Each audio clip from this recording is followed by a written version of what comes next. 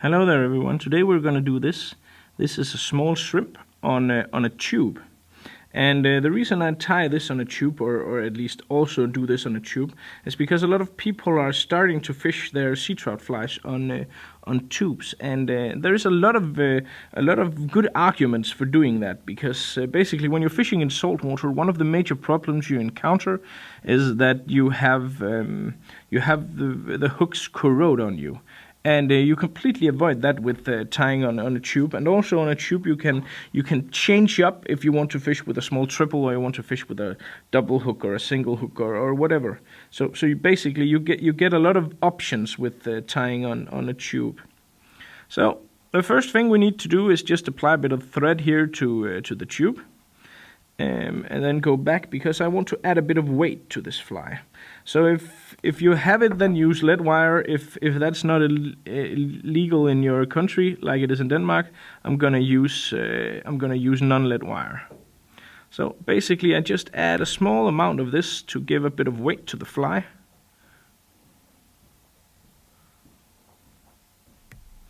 Like so. I'm just gonna make a few turns of tying thread to secure that, to fasten that, like that. The first thing I did here, I'm sorry if I didn't show that to you, is when you have the tube, you basically just melt a small groove, a small dentation like this, to the end of the tube, so you have something to tie up to, and also you're sure that there is no edges that the leader can't be cut by. And the next thing we want is a teal feather, natural teal feather here. These are going to be the mouth parts of this shrimp. So basically I just take the two sides of this teal feather like so, and I strip all the fibers off, like this. And so I just mesh those up. So I get a bundle here of teal. And when you're fishing and tying these tube flies, you want them to be as uniform all the way around, so that they fish no matter what side is up. And that's also what I'm gonna do here. So I take this teal here, and then I distribute it, and ensure that it's all the way around the tube.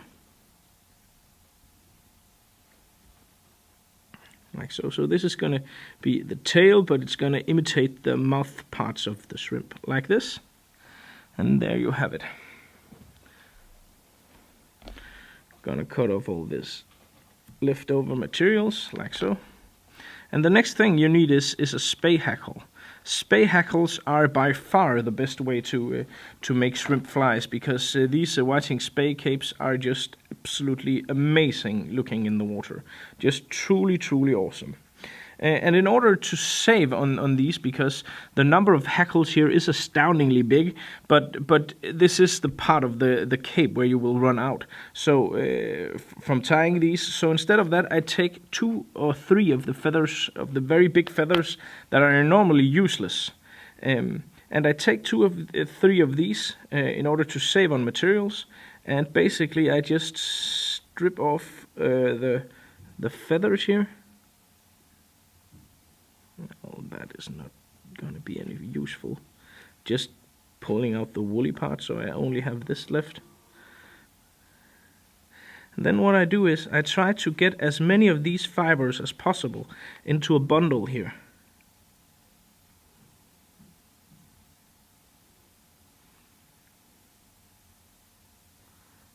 Like this. So as you can see, I got quite a lot of feather fibers here. Then I'm gonna cut those off with my scissor. So I have a bundle of usable hackle fibers. These are fairly long, so I take the longest of these, and then I pull them out and I place them back so they are not completely even in length, but close to even in length. Like this. And if 2 of the hackles are not enough, you can add a third. I'm just gonna see how this works. Maybe I should add another one. Then I spread these out, and again try to distribute these all the way around the tube before I tie down. So I use a couple of loose turns of the thread before I tie them down. And the hackle should be approximately the same length as the total fly, maybe a bit longer, but maybe 4 centimeters, something like that. 4 centimeters should be a great length. Just gonna take a bit more of these hackle fibers here. I'm using the same feathers, just the fibers that were longer up in front of these hackles here. You see, I got a small bundle more here.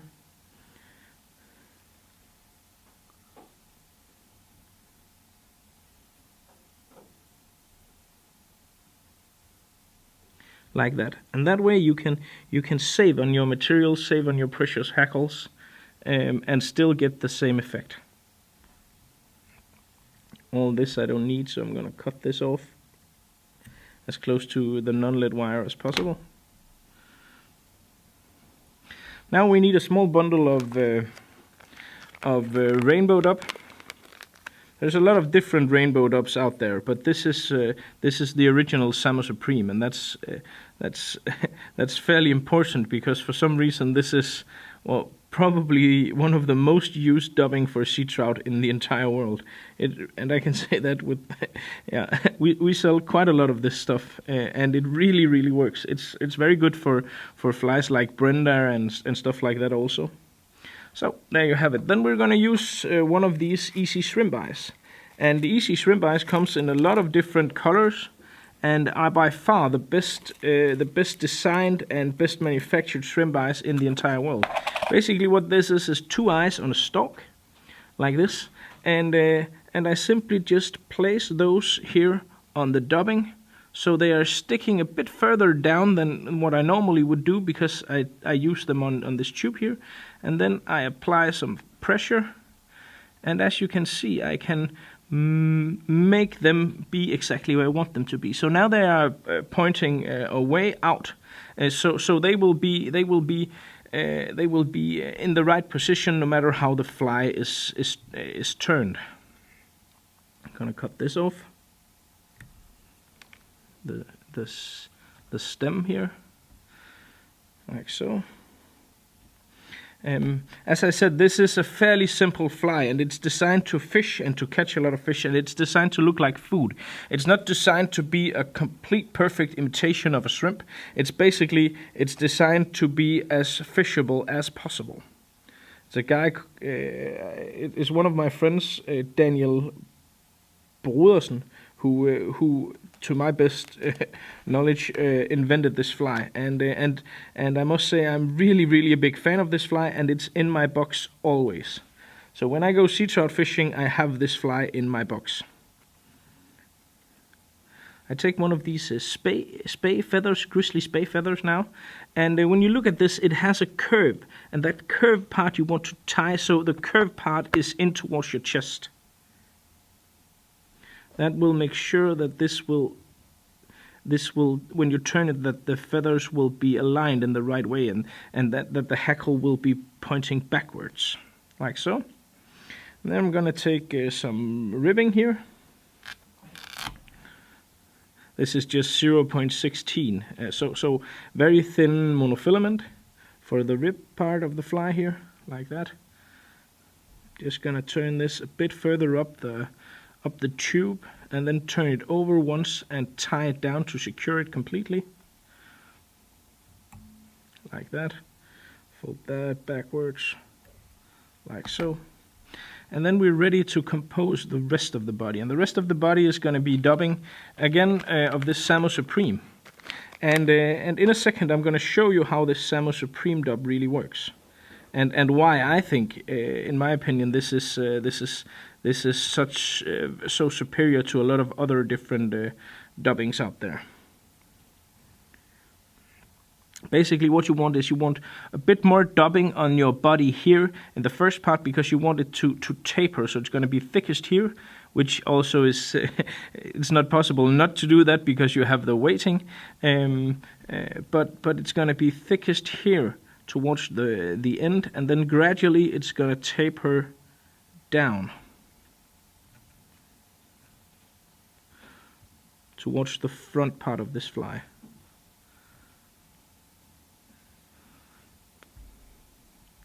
As you can probably see. And as I said, this is not a big fly. It's not going to be a fairly long fly, but that's okay, because a lot of the time sea trouts can be a bit picky, and smaller flies really can prevail a lot of the times. So basically, there you have it. The fly now from the eyes to the front of the dubbing is probably about 1 centimeter or something like that, and then we need to turn the hackle. If you haven't bought a proper hackle plier, then I urge you to do so. The CF design is without a doubt, in my mind, the best hackle plier ever made. It's simply just awesome. So get one if you haven't gotten one already, and I am very sure that as soon as you get one of these, you will thank me, and you will think, why didn't I get one of those 10 years ago? So now I'm going to turn the hackle here. Keep all the hackle fibers here pointing backwards, like so.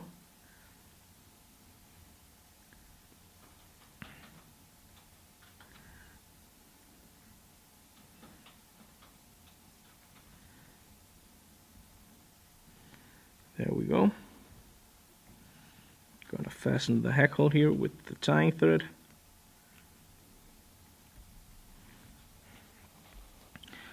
Cut off the hackle like that, and then I'm gonna turn my ribbing, and I'm gonna turn that in differently from the hackle, in order to make sure that it is not completely on top of the hackle, but that it secures and fastens the hackle properly, like so.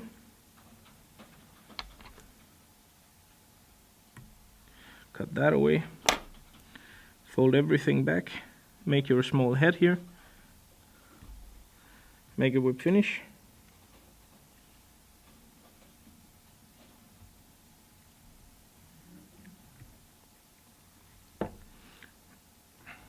like so.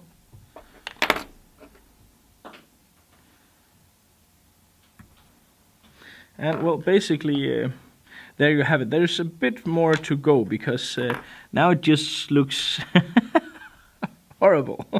Let's be frank, it looks horrible. So in order to make this really work and come to life, of course this will not look like this out in the water. We need to brush it a lot, and we need also to pull out some of the dubbing here. So I take my dubbing needle here, and I pull out some of the dubbing, and also the few strands of hackle that has been trapped with the rib. But I pull out some of the dubbing here to make this fly more translucent, which is basically what a shrimp is. A shrimp is very translucent when you see it in the water, very transparent. And we're gonna give this fly that effect by pulling out some of the dubbing here, without wrecking and destroying the hackle, of course. So take care when you do this. And then I'm gonna brush everything backwards, using again my CF design, my dubbing brush here. You could use another dubbing brush, of course, but the CF design is nice that you have both in one. So basically I'm gonna force the hackle backwards, giving it that tapered effect again, and there you can see it.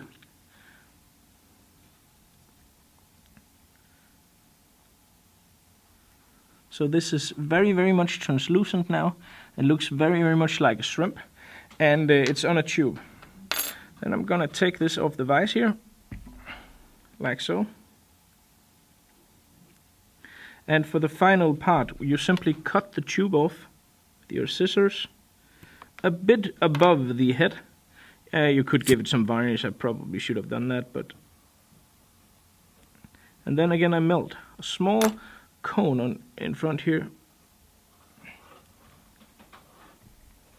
Put it back in my vise, like so.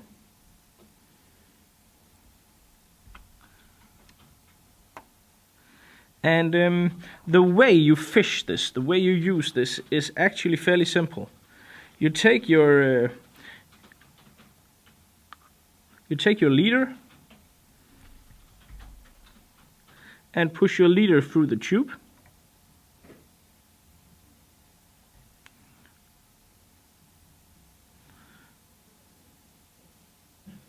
Like so. Now you can see the leader is through. Then you tie on your hook, the hook of choice. I'm gonna use a small triple hook here. Just use the knot you usually use.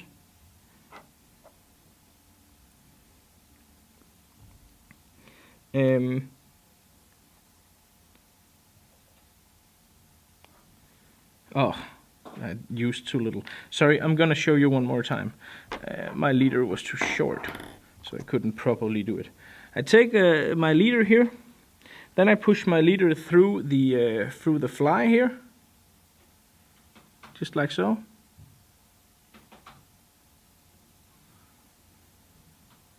And then, in order to ensure that the hook is perfectly fixed, then I'm going to use one of these. This is a swing tube, and I simply put the leader through the swing tube, and then I add the hook, of course. If I can find my hook, here it is. And I tie the regular knot I use for most things. It's a clinch knot, I think it's called.